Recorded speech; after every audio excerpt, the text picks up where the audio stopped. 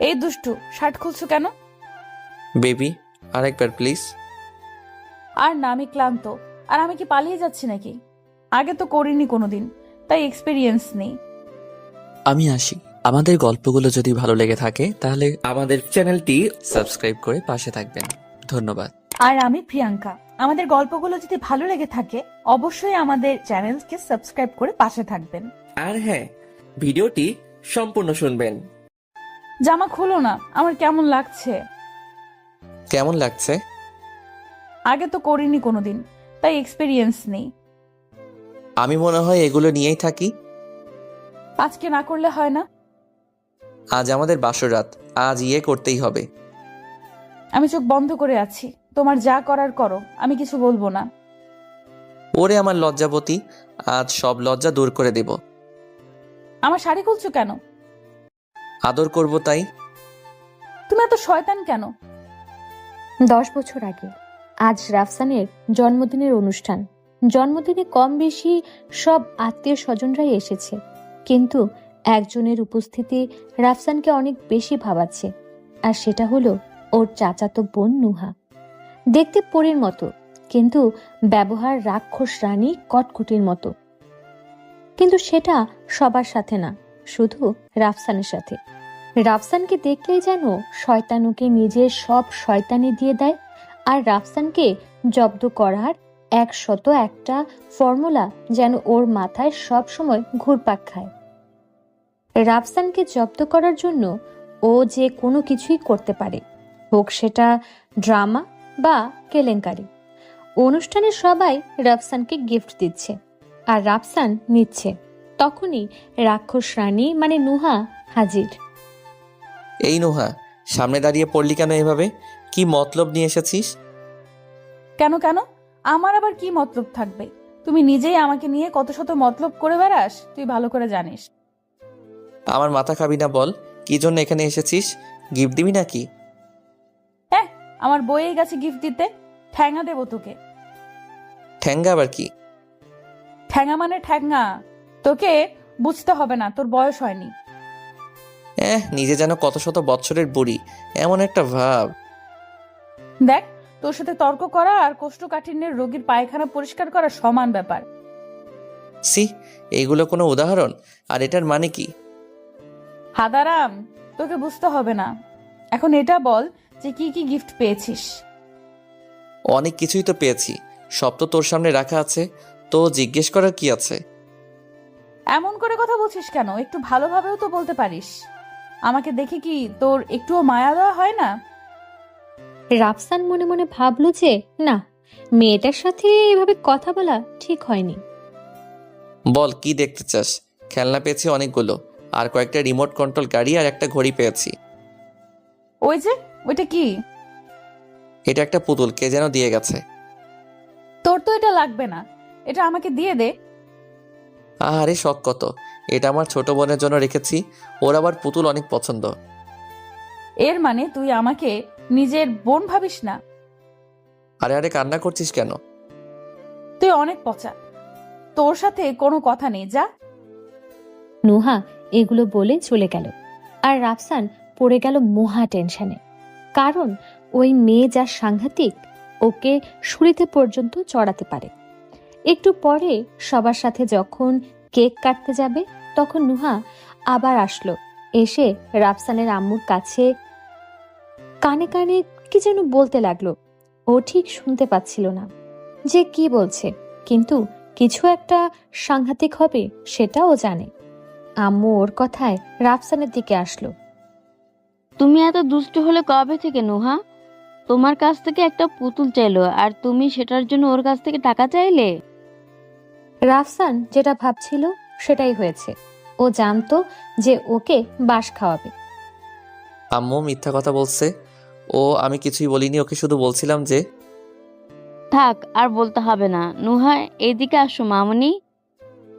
জি চাচি। এই নাও পুতুলটা, আর কিছু লাগলে আমাকে বলবে, এই হাদারামটাকে বলার দরকার নেই। এই বলে আম্মু আচ্ছা মতো বকে দিয়ে চলে গেল। রাফসান একটু পরে কেক কাটছিল, তখনই নুহা হাজির। কিরে, আবার কোন মতলব নিয়ে এসেছিস? তুই এমন কেন? একটু ভালো করে কথা বলতে পারিস না? আমি এসেছি তোকে কেক খাইয়ে দিতে। ও আচ্ছা, তাহলে নে খাইয়ে দে। রাফসান মুখটা এগিয়ে দিতেই নুহা গোটা কেকটার ভেতর রাফসানের মাথা গুজে ধরল। রাফসান ব্যাপারটাতে প্রস্তুত ছিল না, তবু অনেক রাগ হলো ওর। ও নুহার মুখেও কেক দিয়ে ভরিয়ে দিল আর হাসতে লাগলো, কারণ ওকে দেখতে পুরো আটার রানীর মতো লাগছিল। ওর হাসির শব্দে আব্বু এসে হাজির। কিরে, কি হয়েছে? নোহা মামুনি, তোমার চেহারায় কেক ভরলো কিভাবে? আঙ্কেল, আমি রাফসানকে কেক খাওয়াতে এসেছিলাম, আর ও আমাকে দেখে পুরো কেকটা আমার মুখে মারে, আর তখন জেদে আমি ওর মুখে কেক মারি। আল্লাহ আমারে তুলে নাও। নুহার কথা শুনে রাফসান মাথায় হাত দিয়ে মাটিতে বসে পড়ল। ও চোখ মারল। রাফসান, তুমি এই কাজ কেন করেছ? ঠাস ঠাস দুটা থাপ্পড় দিল রাফসানকে ওর আম্মু। ওর চোখ দিয়ে আগুন ঝরছিল, আর সেটা দেখে সবাই ভয় পেয়ে গেল, কারণ চোখ দুটো সম্পূর্ণ লাল হয়ে গেছে। রাফসান ওর সমস্ত জামা কাপড় প্যাক করে বাড়ি থেকে বেরিয়ে গেল। ওর আব্বু আম্মু জানতেও পারল না। 10 বছর পর পুলিশ স্টেশনের সামনে বসে আছে রাফসান। তখনই কতগুলো মেয়েকে দেখে নুহার কথা মনে পড়ল, কারণ ওরা তিনজনে একটা ছেলেকে ডিস্টার্ব করছে। আর রাফসান পুলিশ কমিশনার হয়ে সেটা কিভাবে সহ্য করে বলুন? ও হিরোইক স্টাইলে এন্ট্রি নিল। ওকে দেখে মেয়েগুলো চুপ হয়ে গেল। কি হচ্ছে এখানে? মেয়েগুলো বলল, স্যার কিছু না, কলেজে নতুন ছাত্র ওরা, তাই আমরা। র্যাগিং করছিলে তাই তো? কনস্টেবল, এদেরকে গাড়িতে তোলো। রাফসানের কথা মতো সব কয়টাকে গাড়িতে তোলা হলো।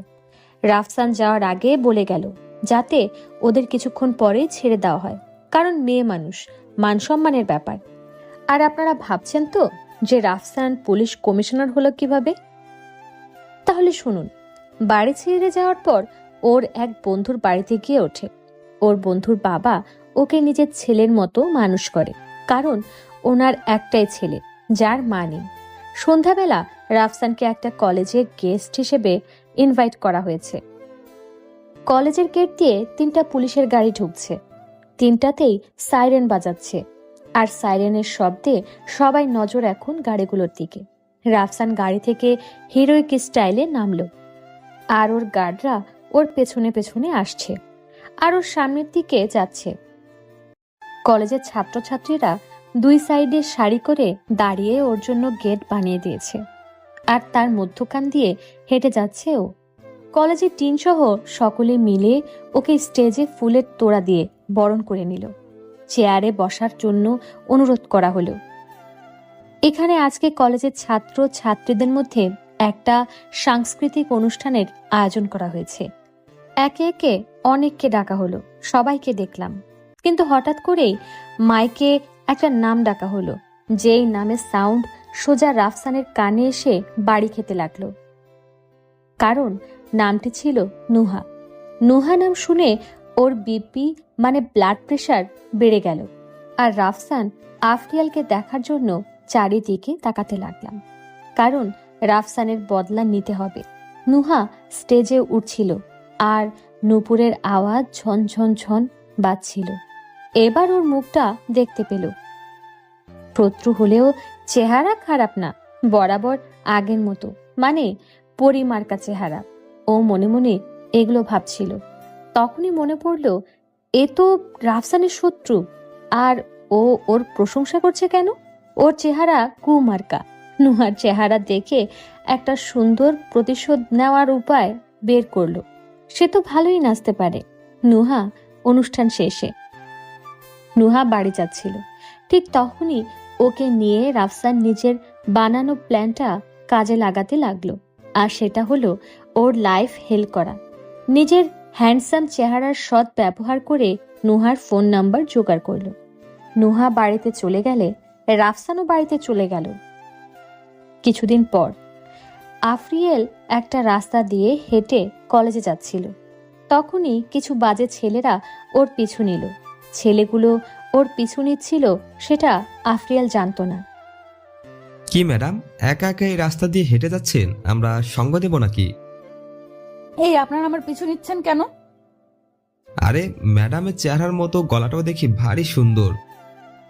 আপনারা এভাবে কথা বলছেন কেন? আর আমার পিছুই বা নিচ্ছেন কেন?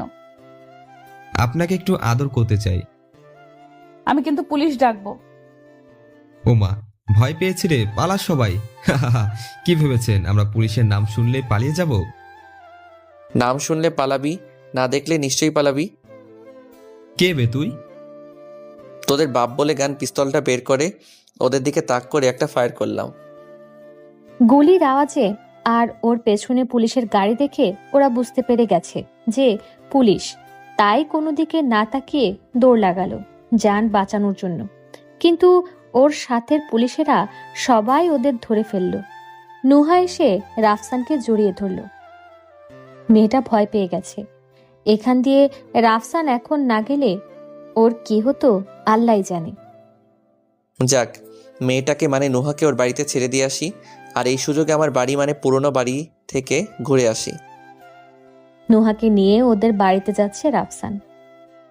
স্যার, আপনি কি আমার বাড়ি চেনেন? চিনি আপনাকে, ওখানে একদিন দেখেছিলাম। ও, আমি তো ভেবেছিলাম অন্য কিছু। কি ভেবেছিলেন? না, তেমন কিছু না। ও আচ্ছা। রাফসান নিজের গাড়িতে প্রবেশ করছে, সাথে নুহা। হ্যাঁ, সেই মেয়ে যার জন্য আমি একদিন ও বাড়ি ছেড়েছিলাম। বাড়িতে। নুহা মামনি, এতক্ষণ কোথায় ছিলে? আর সাথে কে এটা? উনি পুলিশ কমিশনার স্যার। আপনি বসুন প্লিজ। আর পুলিশ কেন? কিছু খারাপ করেছো নাকি? না না, খারাপ কিছু করিনি। উনি আজকে আমাকে সাহায্য করেছেন গুন্ডাদের হাত থেকে বাঁচিয়ে। আন্টি, আমি সাব্বির। আম্মু। ও আচ্ছা, বসো তুমি, আমি চা বানিয়ে আনছি। স্যার আসুন, আপনাকে বাড়িটা ঘুরিয়ে দেখাই। নুহা রাফসানকে বাড়িটা ঘুরিয়ে ঘুরিয়ে দেখাতে লাগলো। এক পর্যায়ে ওর রুমে এসে পড়ল। রুমে ঢুকতেই একটা জিনিস চোখে পড়ল, আর সেটা হলো ওর ছোট্টবেলার ছবিগুলো। নুহা অনেক সুন্দর করে গুছিয়ে রেখেছে। আচ্ছা, এই ছবিটা কার? এটা আমার চাচাতো ভাই রাফসান। ও তো, ওনার ছবি এখানে এভাবে? আসলে স্যার, অনেক বছর আগে আমার ভুলের জন্য ও বাড়ি ছেড়ে চলে যায়। ও চলে যাওয়ার পর থেকে একটা রাতও আমাকে শান্তিতে ঘুমাতে পারিনি। আর ওকে আমি ছোটবেলা থেকেই বড্ড বেশি ভালোবাসতাম, তাই অনেক জ্বালাতন করতাম। কোনো দিন আমাকে কিছুই বলতো না। একদিন ওর জন্মদিনে আমার ভুলের জন্য চাচা চাচি ওকে অনেক মারধর করে। তারপর ও বাড়ি ছেড়ে চলে যায়, আজও ফেরেনি। Very sad. আমি খোঁজ লাগিয়ে দেখতে পারি, পাওয়া গেলেও যেতে পারে। স্যার, ওকে খুঁজে এনে দিতে পারলে আজীবন আপনার দাসী হয়ে থাকবো। সেটা দেখা যাবে। এখন আসি। এই বাড়িতে ঢোকার আগ পর্যন্ত আমার মনে অনেক রাগ জমা ছিল, কিন্তু এখন রাগের খাতায় কিছুই অবশিষ্ট নেই। সব রাগ পানি হয়ে গেছে। আর আম্মুর চেহারা দেখে মনে হয় এখন আর রাতে ঘুমাতে পারে না। যাই হোক, আমি সব ঠিক করে দেব। কয়েক সপ্তাহ পর মোবাইলে। হ্যালো নোহা, রাফসানকে পাওয়া গেছে। কি বললেন? শুনতে পাইনি। বললাম যে রাফসানকে খুঁজে পাওয়া গেছে। মজা করছেন আপনি? সত্যি পাওয়া গেছে। তাহলে ওকে নিয়ে দ্রুত আসুন। আমার বিশ্বাস হচ্ছে না।